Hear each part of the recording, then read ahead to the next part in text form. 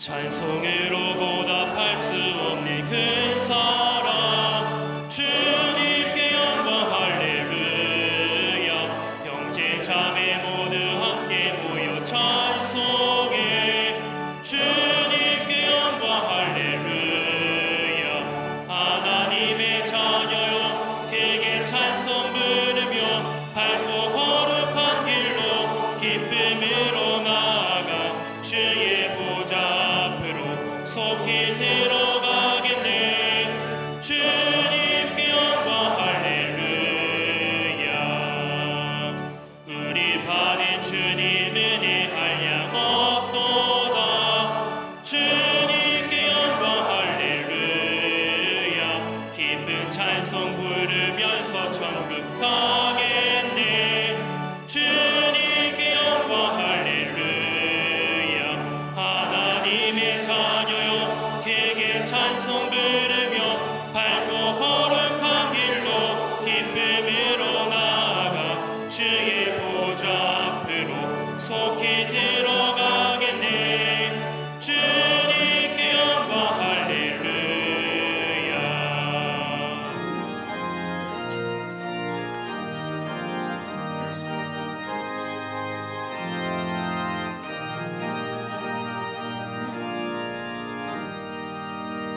잠시 후에 우리 모두 주를 보겠네.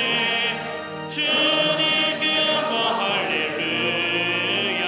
영광스러운 보좌 위에 거룩하신 주, 주님께 영광 할렐루야.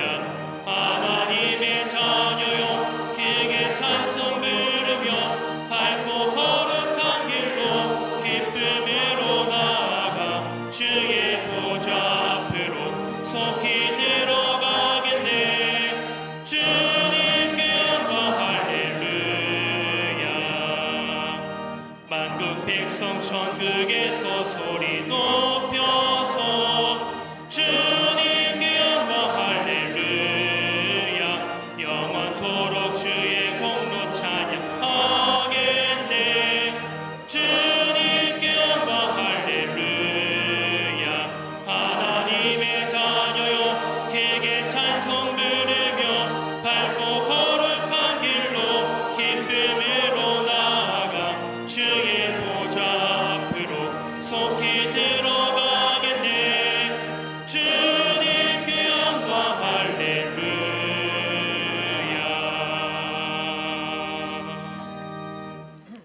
교도문 35번 시편 84편을 교독하시겠습니다.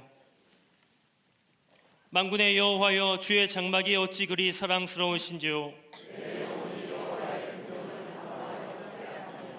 내 마음과 육체가 살아계시는 하나님께 부르짖나이다. 주의 제단에서 참새도 제집을 얻고 제비도 새끼들 보금자리를 얻었나이다.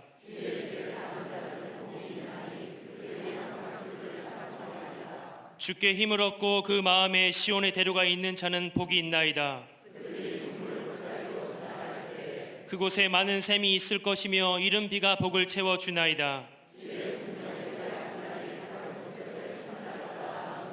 악인의 장막에 사는 것보다 내 하나님의 성전 문지기로 있는 것이 좋사오니. 아멘.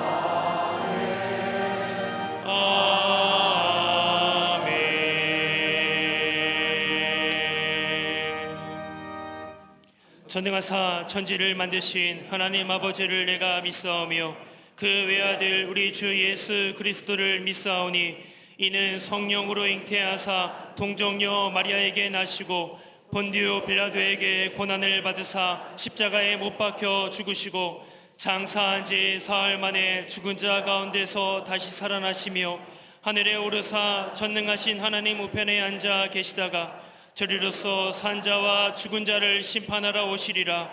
성령을 믿사오며 거룩한 공회와 성도가 서로 교통하는 것과 죄를 사하여 주시는 것과 몸이 다시 사는 것과 영원히 사는 것을 믿사옵나이다. 아멘.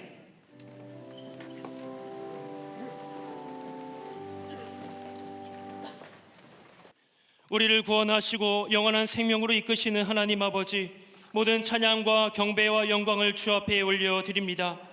우리의 모든 호흡과 걸음을 지켜 보호하여 주시며 새로운 한 주를 예배드림으로 시작하게 하시니 감사드립니다. 그러나 주님, 우리의 심령은 진실하지 못하고 정욕을 위하여 육신의 일을 도모하여 온 우리의 삶을 주 앞에 회개하오니 용서하여 주시옵소서. 알면서도 짓는 죄, 반복하여 짓는 죄, 우리 힘으로는 어찌할 수 없사오니 주님의 십자가에 묶여 함께 죽고 주와 함께 살아나는 저희가 되게 하여 주시옵소서. 이 시간에도 때를 따라 돕는 은혜를 얻기 위하여 은혜의 보좌 앞에 나왔사오니 성령의 강권적인 역사와 주님의 크신 은총을 부어 주시옵소서. 만물을 창조하시고 다스리시는 하나님 아버지, 세상은 불안한 국제 정세를 논하며 세계 경제의 악화를 전망하지만 하늘 보좌에 앉으신 주님의 옷자락을 보았던 이사야와 같이 주님의 통치와 역사 운영을 믿음으로 바라보는 저희의 눈이 되게 하여 주시옵소서. 여전히 전쟁의 처절함 속에 울부짖는 우크라이나와 러시아, 이스라엘과 하마스를 불쌍히 여기시고 속히 전쟁이 종식되어 생명과 평안을 누리는 나라들 되게 하여 주시옵소서. 이 나라와 민족 위에도 주님의 인자와 진리가 흘러넘쳐 부패하고 패역한 자리마다 소성케 되는 역사가 있게 하옵시고 정치, 경제, 사회, 교육, 문화 모든 분야마다 하나님의 강한 손과 펴신 팔로 다스려 주시며 인도하여 주시옵소서. 대통령과 위정자들에게 지혜와 명철을 주셔서 산적한 난제들을 풀어가게 하시며 지역과 이념, 세대의 갈등을 넘어 온유와 관용으로 백성들을 유익케 하며 생명을 살리는 정책 펼쳐가게 하여 주시옵소서. 하나님의 선하신 목적과 뜻을 어그러뜨리려는 차별금지법의 독소조항이 삭제되고 사학법도 재개정되어 이 나라 위에 하나님의 꿈과 계획이 찬란하게 펼쳐지는 역사 있게 하여 주시옵소서. 지금도 핵무기로 도발을 일삼는 북한의 악한 정권을 주께서 심판하시고 혹독한 독재 아래 무겁게 맨 멍해와 압제자의 채찍과 막대기로부터 북녘의 동포들을 구원하여 주시옵소서. 나아가 열방의 소망이요 평강의 왕이신 예수 그리스도로 통일되는 그날이 속히 오게 하여 주시옵소서. 거룩하신 하나님 아버지, 이 민족 위에 구원의 아름다운 소식을 전하게 하시려고 광림제단을 세우시사 민족을 넘어 온 세계 위에 하나님의 영광을 드러내게 하심에 감사드립니다. 오래 황폐하였던 곳곳에 예수 생명으로 다시 쌓게 하시며 옛부터 무너진 자리마다 성령의 바람을 불러일으키는 우리 광림제단이 되게 하여 주시옵소서. 진리의 터 위에 굳게서 복음의 능력을 전하는 교회와 가정과 성도가 되게 하시며 경건의 모양뿐 아니라 경건의 능력도 겸비하는 복된 한 해가 되도록 은혜 베풀어 주시옵소서.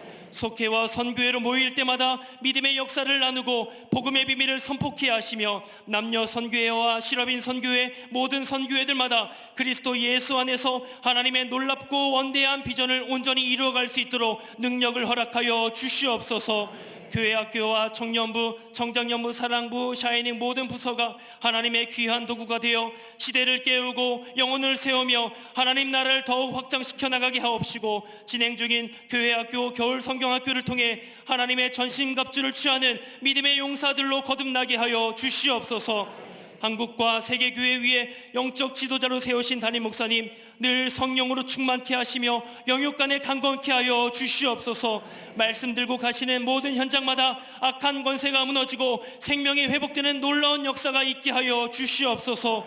이 시간에도 주의 말씀 선포하실 때 하나님의 지혜와 성령의 영감을 더하셔서 말씀을 듣는 모든 성도로 하여금 깨닫게 하시고 회개케 하시며 새롭게 결단하여 순종의 걸음을 걷는 역사도 있게 하여 주시옵소서. 이른 아침부터 보이지 않는 곳에서 예배를 위해 헌신하는 손길과 주의 제단을 아름답게 장식한 손길 위에도 하늘의 복과 은혜를 내려 주옵시고, 갈릴리 성가대와 오케스트라의 찬양을 통해 성전에 가득한 하나님의 은혜가 아름다운 선율로 만방에 흘러가게 하여 주시옵소서. 함께 예배하는 남교회와 북교회, 동탄성전, 국내외 모든 선교지 위에 주님의 충만한 은혜를 부어주시고, 방송과 인터넷으로 병상과 지방과 해외에서 예배하는 모든 성도들에게도 놀라운 주님의 임재를 경험케 하여 주시옵소서. 우리의 자랑이 되시며 기쁨이 되시는 예수 그리스도 이름으로 기도하옵나이다. 아멘. 하늘에 계신 아버지, 이름 거룩하사 주님 나라 임하시고 뜻이 이루어지이다.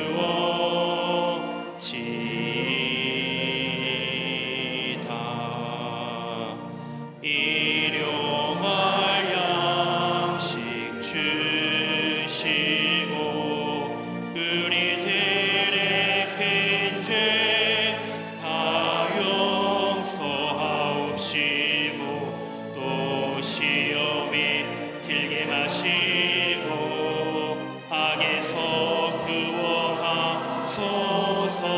대개 주의 나라 주의 권세 주의 영광 영원히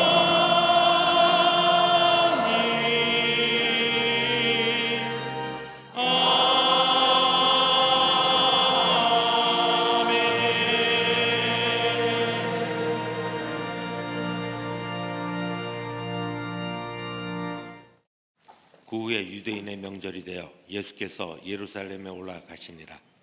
예루살렘에 있는 양문 곁에 히브리 말로 베데스다라 하는 못이 있는데 거기 행각 5이 있고 그 안에 많은 병자, 맹인, 다리 저는 사람, 혈기 마른 사람들이 누워 물이 움직임을 기다리니, 이는 천사가 가끔 못에 내려와 물을 움직이게 하는데 움직인 후에 먼저 들어가는 자는 어떤 병에 걸렸든지 낫게 됨이로라.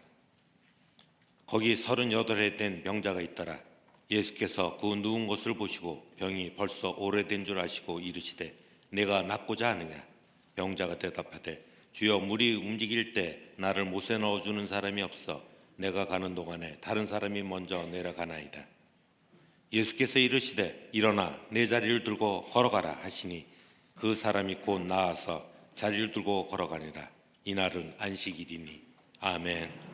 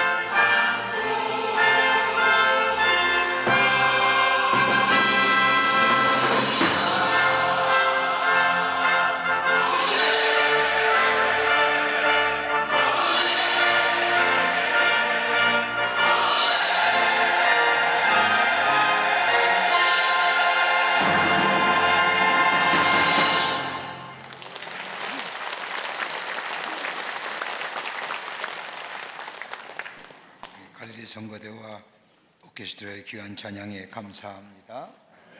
은혜 받았습니다.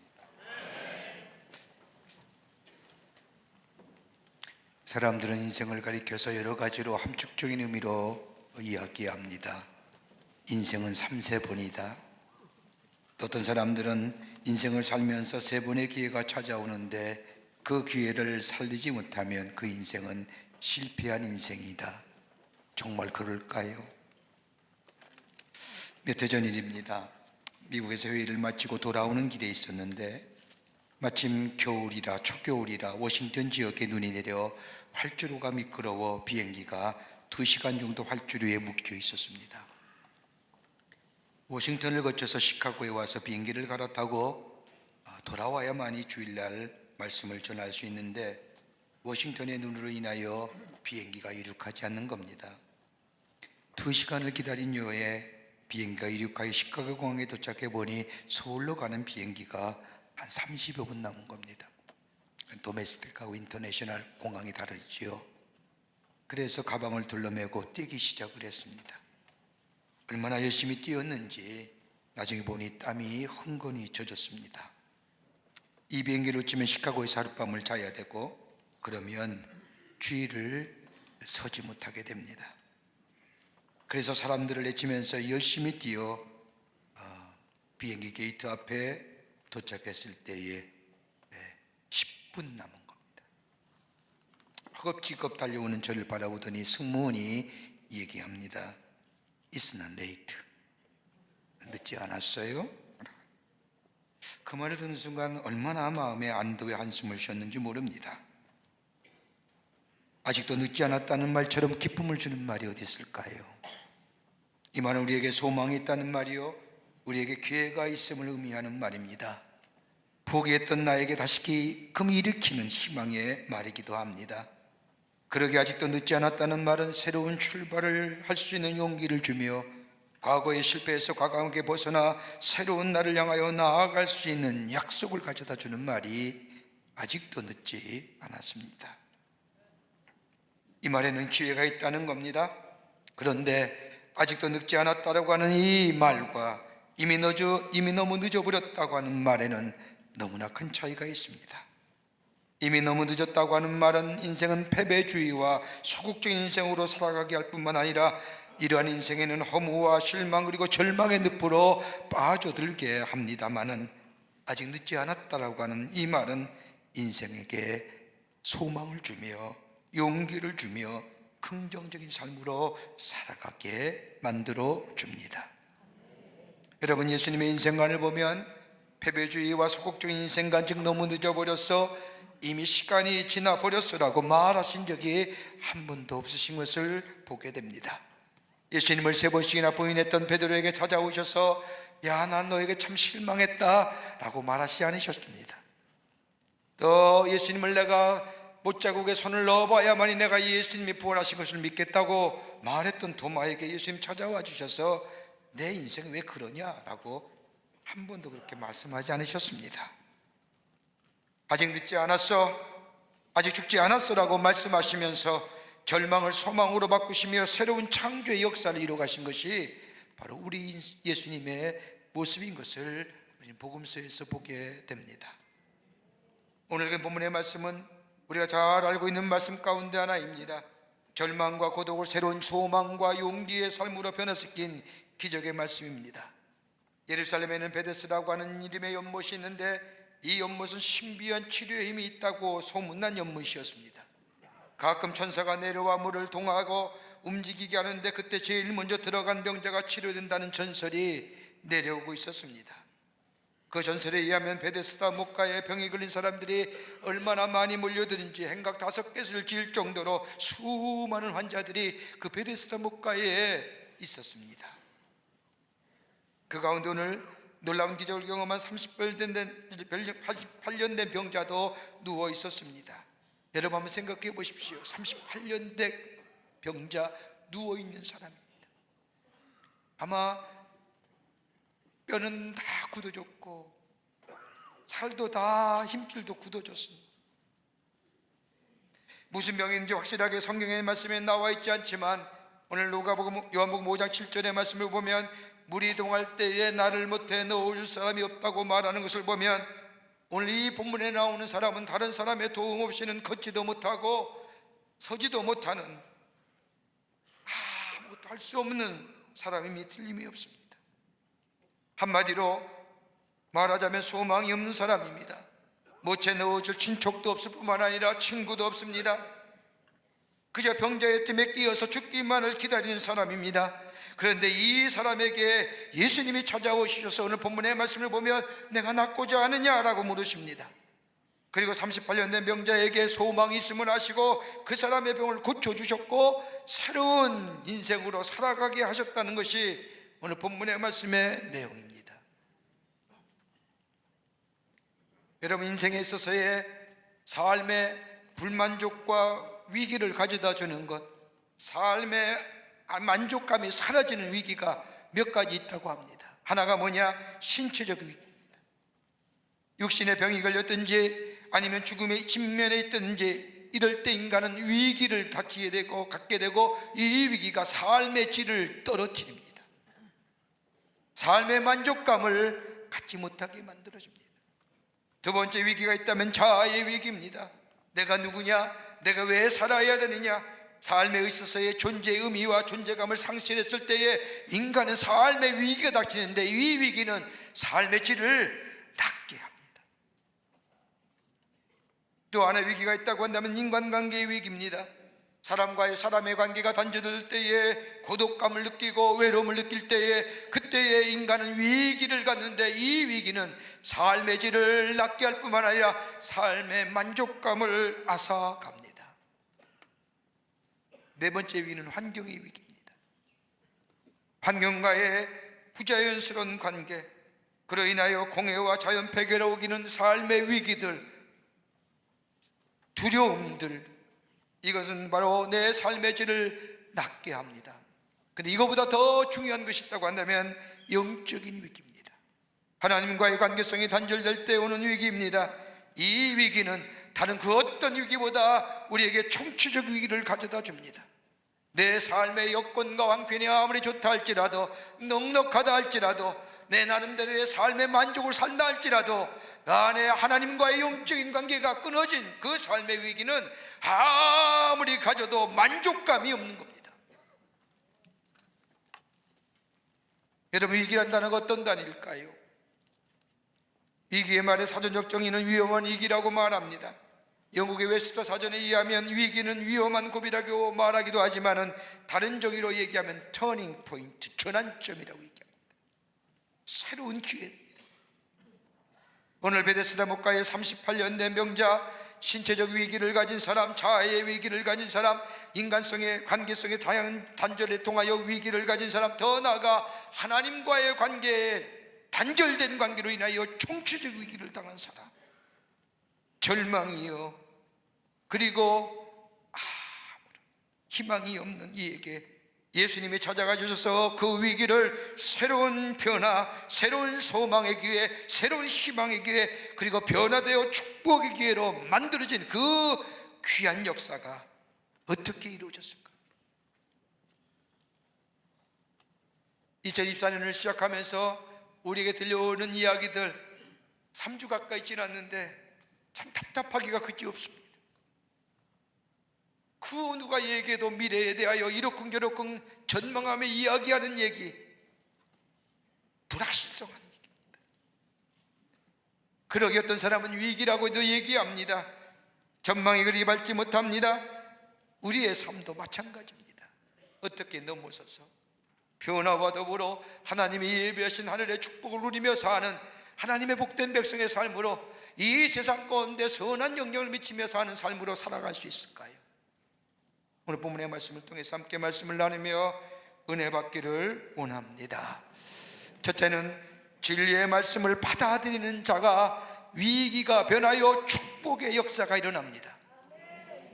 오늘 본문의 말씀을 보면 예수님께서 보통 같이 다니실 때나 기도하실 때 보면 저나 제자들이 동행했는데 오늘 본문의 말씀을 보면 제자들의 모습을 발견할 수가 없습니다.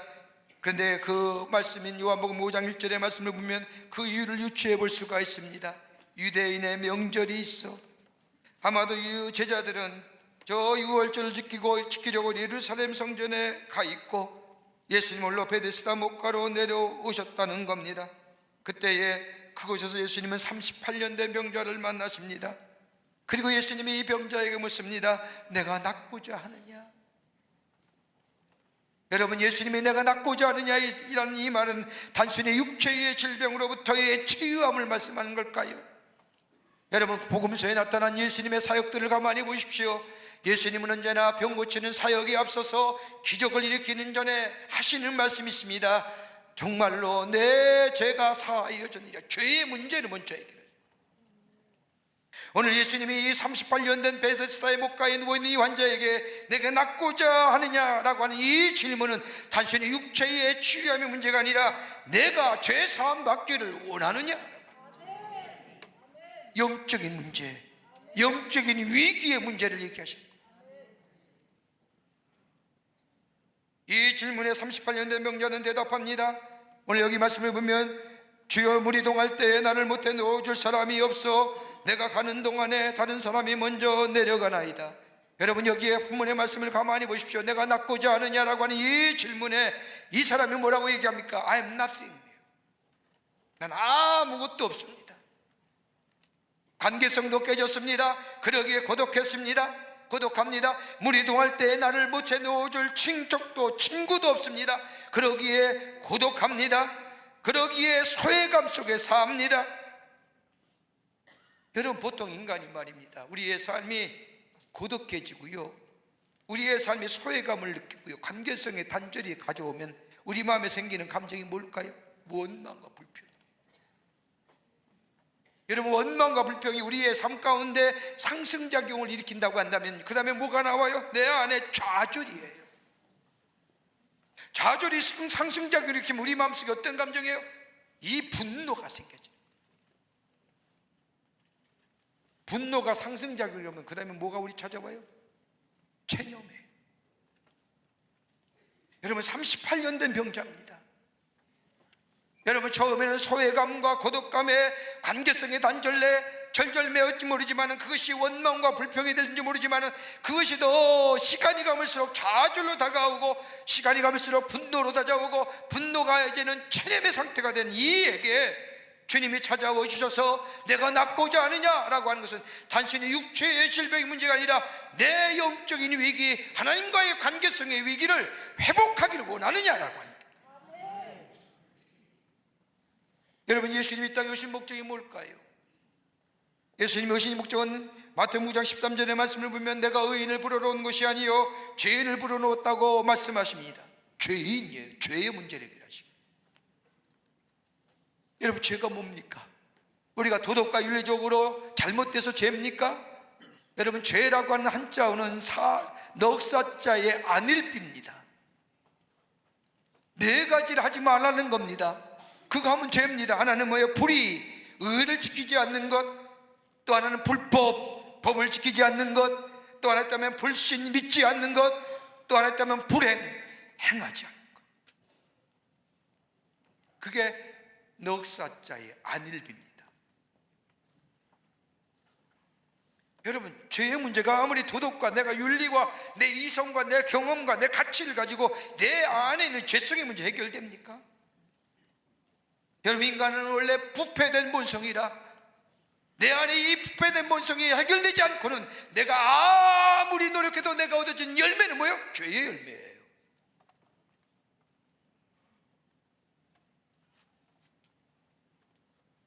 이 죄의 문제를 해결할 길이 어디 있을까요? 내가 낫고자 하느냐 이 문제, 하나님과의 영적인 인계의 관계성의 단절. 그래서 네가 참으로 고독하고 고단하고 분노와 절망과 좌절과 이제는 체험해버린 삶, 그거 네가 회복되기를 원하느냐? 그렇다고 한다면 주의 말씀을 받아들이는 거예요. 예수 그리스도를 내 안에 주인 삼는 거예요. 여러분, 우리의 구원의 역사가 어떻게 일어납니까? 내가 새롭게 구원받았다가는 이 구원의 역사 다름이 아니라 예수가 나의 주임을 고백하며 마음으로 믿어 입으로 시인할 때에 주 예수가 내 안에 계시오 내 삶의 주인 되시오 나를 구원해 주시는 소테르의 역사가 일어납니다. 여러분, 내 안에 치유의 역사가 어떻게 일어납니까? 내가 믿느냐라고 하는 이 주의 말씀에 아멘하고 받아들일 때에, 영접하게 될 때에 내 안에 치유와 회복의 역사가 일어납니다. 내 안에 온전케 됨의 역사가 어떻게 일어납니까? 하나님의 말씀을 들으면서 그 말씀이 내 삶 속에, 그 말씀이 하나님이 나에게 주신 말씀을 믿고 그 말씀 따라 삶의 자리에서 살아내려고 하는 그 삶이 있게 될 때에 나도 모르는 사이에 저 가랑비에 어쩌듯이 우리의 심령이 온전해지는 역사가 경험되어지게 됩니다. 내가 낫고자 하느냐? 낫기를 원합니다라고 고백하는, 열려진 마음의 소유자 되는 것, 그러게 예수님이 씨 뿌린 자의 비유를 통하여 우리의 마음의 밭들을 옥토와 같은 마음이 되라고 말씀하신 것처럼 오늘도 나에게 말씀하시는 그 주의 음성에 내가 믿습니다. 내가 새롭게 되기를 원합니다. 주님이 내 삶의 주인 되시옵소서라고 주님을 영접하며 받아들이는 그 심령 안에 위기가 변하여 기회가 되고, 위기가 변하여 내 삶의 축복의 단초가 되어지는 역사가 있게 될 줄 믿습니다. 요한계시록 3장의 말씀을 보면 라오디게아 교회에 관한 말씀이 있습니다. 라오디게아는 부유한 도시였습니다. 그 교회의 교인들도 부유했습니다. 라오디게아는 세 가지의 큰 비즈니스 일이 있었는데, 하나는 무역과 섬유와 안약입니다. 여러분, 무역업이 성행했기에 금융사업도 발달했고, 섬유업이 발달했기에 저 로마의 귀족층이 입는 흑색 무지개 의류가 만들어졌습니다. 안약을 만들었기에 제약업이 번성했습니다. 그러기에 그 라오디게아는 부족함이 없는 부유한 도시였습니다. 이러한 교회의 모습을 바라본 주님께서 그 라오디게아 교회를 향하여 영적으로 미지근한 자라고 책망하시면서 토해버리시겠다고, 그러면서 저들에게 권면하시기를 불러 연단할 금이라 살 수 있는 천국의 불을 사야 한다고 말씀하시고, 어린 양의 피로 하얗게 씻긴 옷을 입어야 된다고 얘기하며 너희가 하나님의 진리를 받아들일 수 있게 하여 영적인 안약을 발라야 된다고 말씀하십니다. 그러면서 3장 20절 말씀에 내가 문 밖에 서서 들으리니 누구든지 내 음성을 듣고 문을 열면 내가 그에게로 들어가 더불어 먹고 그는 나로 더불어 먹으리라. 받아들이는 자, 영접하는 자, 주의 말씀을 듣는 자, 내가 낫고자 하느냐 할 때에 예 주님 라고 받아들이는 자, 거기에 치유와 구원과 더불어 온전케 됨의 역사와 더불어 풍성케 하시는 하나님의 놀라운 창조의 역사를 경험하게 될 줄 믿습니다.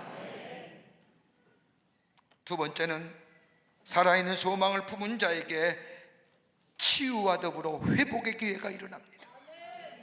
살아있는 소망. 오늘 5장 6절의 말씀을 보면 내가 낫고자 하느냐고 하는 이 질문에 38년 된 명자가 5장 7절 말씀에 물이 동할 때에 나를 못해 넣어줄 사람이 없어 내가 가는 동안에 다른 사람이 먼저 내려가나이다 라고 대답합니다. 한번 생각해 보세요.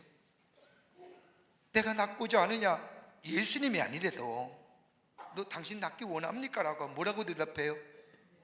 네, 낫기 원합니다 라고 대답하지 않겠습니까? 그런데 오늘 본문의 말씀을 보면 38년 전에 뭐라고 해요? 나를 못해 넣어줄 사람이 없어 내가 가는 동안에 다른 사람이 먼저 내려갑니다.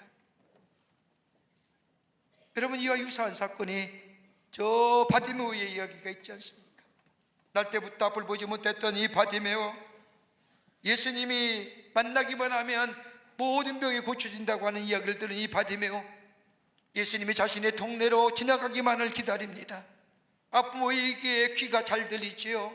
근데 어느 날 웅성웅성 소리가 들리며 예수 예수란 소리가 들리자 이 바디메오가 예수님 지나가는 소리를 향하여 호산나 다윗의 자손이여 나를 불쌍히 여기소서, 얼마나 크게 소리 질렀는지 옆에 있는 사람이 잠잠하라 잠잠하라 잠잠하라 해도 더 큰 소리로 외칩니다.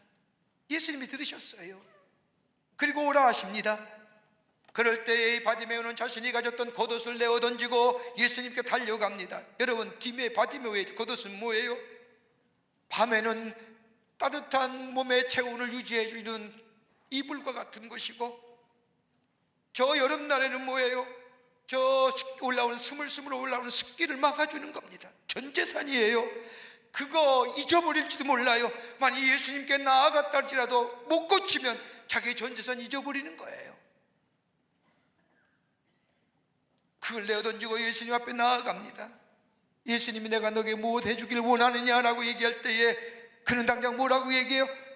보기 원합니다. 보기. 그럴 때에 그는 보는 역사를 경험하지 않습니까? 마찬가지로 38년 된 병자에게 내가 낫기를 원하느냐라고 물었으면 예, 낫기를 원합니다라고 대답하면 그만이지. 여기 뭐라고 얘기합니까? 물이 동할 때에 나를 못해 넣을 사람이 없어 내가 가는 동안에 다른 사람이 먼저 내려가나이다. 여러분, 이게 어떤 의미일까요? 소망은 있는데 진실된 소망이 아니라는 거예요. 소망은 있는데, 낫고자 하는 마음의 소망은 있는데 소망이, 진짜 소망이 살아있는 소망이 아닌 거예요. 물이 동할 때 나를 못해 놓아줄 사람이 없단다. 여러분, 인간은 연약한 존재, 강한 것 같지요? 빈약하게 그지없어요. 또 하나 이 사람이 가졌던 소망이 어떤 거예요? 미신적 소망이에요. 성경 말씀을 가만히 보십시오. 베데스다 목가에 누워있는 38년 된 병자, 그는 하나님 앞에 기도도 해보았을 것이고 용하다는 의사도 다 찾아갔을 것이고 이것저것 다 해보고 남은 것이라고 딱 한 가지예요. 어떤 거요? 들려오는 베데스다의 전설이에요. 베데스다의 목가에 가서 옆에 기다리다가 하늘의 전사가 물을 동할 때 먼저 들어간 사람이 병이 나을 것이다 라고 하는 옛날부터 내려왔던 확인되지 않는 과학적 근거도 없는 미신적인 것들, 그것만 의지하는 거예요.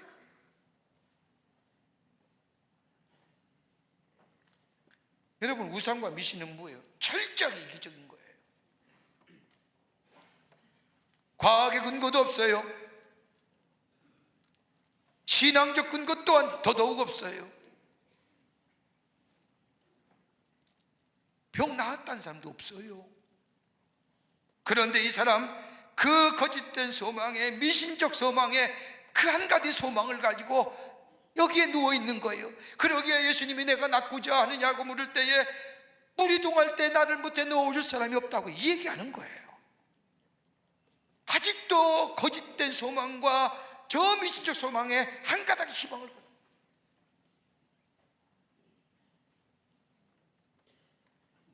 또 하나 이 사람이 가졌던 소망이 어떤 소망이? 막연한 소망이에요.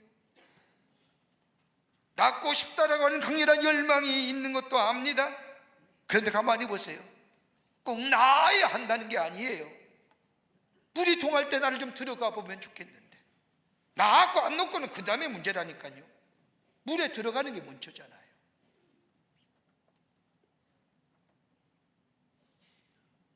누군가 와서 나를 제일 먼저 물이 동할 때 넣어줬으면 얼마나 좋을까? 베란다 말씀이지만 전혀 가방 없음을 알면서도 수술 한번 받아봤습니다. 확실히 소망 있는 거 아닙니다. 막연한 소망, 미신적 소망, 그게 바로 뭐예요? 나는 그런 것 갖지 못했습니다.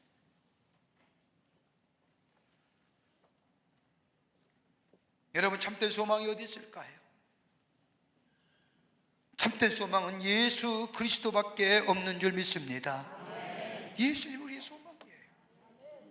예수 안에 거할 때에 그분의 말씀이 내 삶 속에 이루어지며 약속이 내 안에 성취되며 그 소망이 나를 새로운 미래로 이끄신다. 이렇게 말씀하면 어떤 분은 얘기하실 겁니다. 그러면 왜 예수의 참소망 되시는 예수님을 간 예수를 믿는 우리들에게 왜 어려움과 휘염과 연단이 옵니까? 여러분, 가만히 보십시오. 소망이 계속 순수한 소망으로 같이 가기 위해서, 여러분, 변질되거나 오염되지 않기 위해서 필요한 게 뭘까요? 다름이 아니라 거기에 시련도 당하고 거기에 어려움도 있어 더 순수하고 더 깨끗하고 더 확실한 소망 위에, 그 미래의 소망이 지금 현재의 나의 삶을 지켜주시고 나의 삶을 이끌어 주시기 위해서, 변질되지 않기 위해서.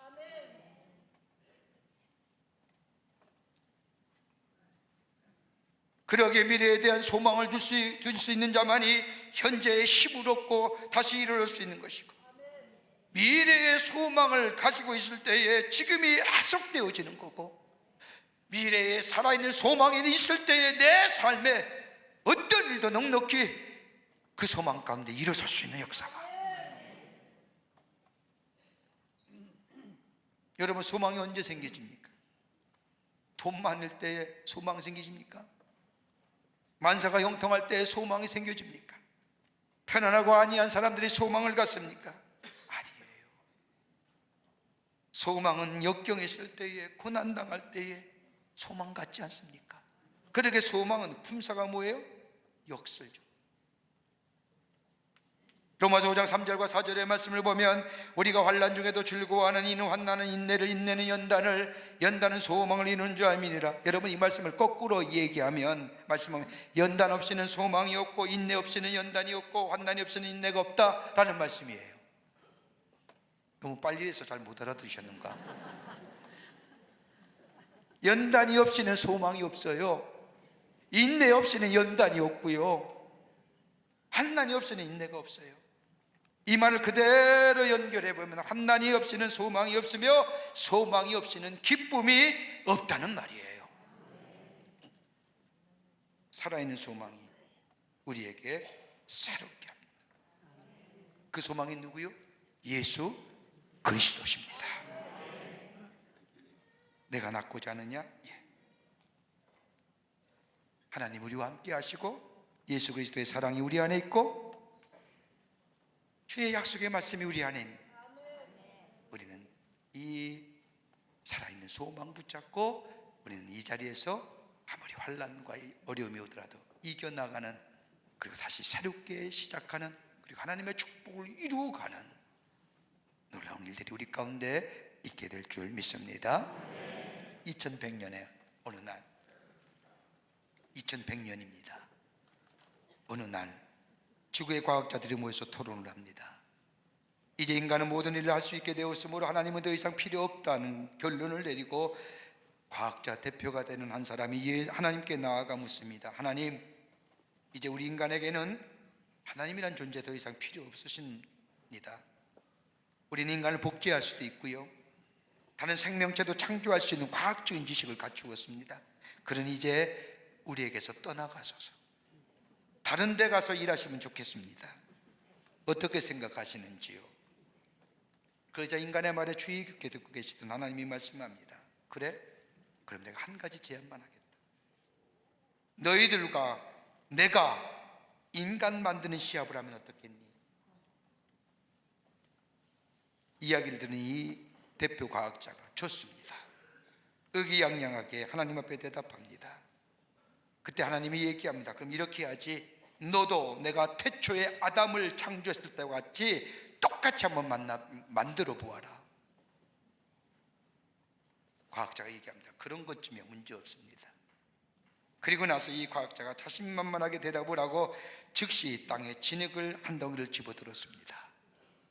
그저 하나님이 얘기합니다. 노노노노노, 내가 만든 흙으로 하지 말고 네가 만든 흙으로 한번 해봐라. 내가 만든 흙으로 하지 마. 참 소망 되시는 예수 그리스도, 살아있는 소망 되시는 예수 그리스도를 우리의 소망의 주로 삼을 때에 우리 안에 위기가 변하여 새로운 기회 속에 하나님의 축복이 우리 가운데 이루어지는 새로운 창조의 역사가 있게 될 줄 믿습니다. 끝으로 믿고 따라가는 자에게 기회가 열립니다. 믿고 따라가는 자. 오늘 5장 6절의 말씀을 보면 내가 낳고자 하느냐라고 하는 이 질문은 곧 소망에 관한 말씀이지요. 그때 5장 8절의 말씀을 보면 일어나 내 자리를 들고 걸어가라, 예수님이 말씀합니다. 여러분, 참 난해한 말씀이에요. 이 환자가 보통의 환자입니까? 보통의 환자가 아닙니다. 38년이나 누워있는 환자입니다. 보통 사람이면 예수님의 이 말씀을 듣고 아마 이렇게 얘기했을는지도 모릅니다. 내가 누가 누워 있고 싶어서 누워 있는지 아십니까? 쓸데없는 소리 하지 마시고 저 연못에 물이 동할 때 나를 연못에 넣어주기만 하시오라고. 안 그럴까요?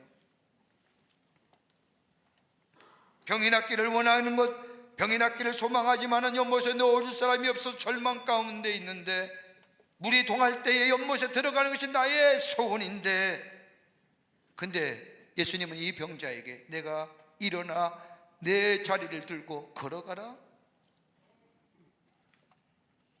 뭘 요구하실까요? 믿음이에요. 믿음을 요구하십니다. 여러분, 내가 믿는 것 가지고 내가 믿음이라고 얘기하지만 말이에요, 믿음이 날 잡고 있는 거예요. 여러분 가만히 보십시오. 우리는 확신이라고 얘기하지 않습니까? 확신이 어떤 겁니까? 내가 배웠던 지식이나 경험이나 가치나 세계관이 나를 꽉 붙잡고 있는 게 확신으로 차기하는 것. 여러분 그게 확신 아니에요? 나라는 존재를 붙잡고 있는 거잖아요. 여러분 이거 받기가 쉽지 않아요. 믿음은 어떤 거예요? 믿는 것이 나를 꽉 잡고 있는 거예요. 내가 예수 그리스도를 믿는다고 한다면 예수님께서 내 삶을 꽉 잡고 있는 거예요. 내가 하나님 믿는다고 하나님을 믿는 믿음이 나를 꽉. 오늘 여기서 이 38년 병자에게 일어나 내 자리를 들고 걸어가라고 하는 것은 나름이 아니라 믿음을 얘기하는 겁니다. 어떤 믿음일까요? 일어나라고 말씀하신 것은 내가 가졌던 소원 포기하라는 거예요. 막연하고 아무런 과학도 아니고 미신적이고 너 위주의 이기적인 것이. 연못에 들어가면 병이 나을 것이라고 하는 막연하고도 검증되지 않는 저 소원들, 잘못된 소원, 인간적인 소원, 인간에게 두었던 소원, 미신적인 소원, 막연한 소원, 이거 내려두고 일어나는 거예요. 소망은 누구에게 있게? 예수 그리스도께 있게. 내 자리를 들고 들라고 하는 것은 뭐예요? 내 자리를 들라, 내가 누구냐라고 묻지 말라는 겁니다. 어떻게 들라는 겁니까? 라고 얘기하지 말라는 겁니다. 묻지 마세요. 여러분이 흔히가 얘기하는 것처럼 우리가 알고서 믿겠다고 말합니다. 어떤 사람은 경험해 보아야 믿어야 된다고 얘기합니다. 이러한 사람은 철저하게 실증주의자예요. 생각해보고 믿겠다고 얘기하는 사람 철저하게 사변적인 거예요. 내 이성과 내 지성이 이해가 되면 믿겠다고 하는 사람 철저하게 이성주의자예요. 그런데 오늘 여기에 그런 거 묻지 말라는 거예요. 따지지 말라는 거예요. 내 자리를 틀라고 하는 것은 누구를 만나느냐, 무엇을 경험했느냐, 어떻게 그 일이 이루어졌느냐, 이런 거 생각하고 묻지 말라는 거예요. 그대로 받아들이라는 거예요. 그리고 일어나라는 거예요. 내 자리를 틀라는 거예요. 믿음은요, 토탈 커미트먼트, 총체적인 위임이에요. 이게 어려운 거예요. 내 이성, 내 경험, 내 지식, 내 것 어떻게 다 총체적으로 내려놔요? 불가능하지요. 근데 우리 주님은 그걸 요구하는 거예요. 또 하나, 걸어가라는 거예요. 지금까지 경험해서 없었던 일입니다.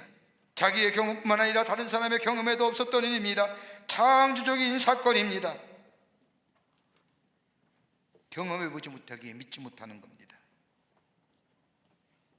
그러나 누구인지는 모르지만은 막연한 내 소원을 포기하고 내 소망은 우리 주님이 되십니다. 주의 말씀을 믿고 행하고 순종하며 따라가는 자. 어떻게 돼요? 38년 된 병자가 일어서잖아요. 기적의 역사가 일어나잖아요. 비참한 과거를 다 잊어버리고 오직 하나만을 생각하는 겁니다. 일어나 걸어라. 아무런 잡념 없이 하나님과의 수직적인 신앙. 예수가 우리의 소망이요, 오늘도 우리 가운데 들려오는 주의 말씀에 아멘하고 그 말씀 따라 순종하며 나아가는 자. 주변이 뭐라 해도 해봤어? 보았어? 경험해봤어? 라고 얘기하는 수많은 주위의 사람이 있다 할지라도 하나님이 내게 오늘 말씀하시기에, 창조 되신 하나님이 내게 오늘 말씀하시기에 그 말씀 따라 아멘 믿습니다. 내 소망은 하나님입니다. 라고 고백하며 그 말씀에 따라 살아가는 자들 때에 거기에 바로 변화가 일어나며 풍성함의 역사가 일어나며 새롭게 되며 역사가 일어나며 과거에 누워있던 삶, 과거에 단절된 삶이 회복되는 역사가 우리 가운데 있게 될 줄 믿습니다. 이 믿음 가지고 사는 겁니다.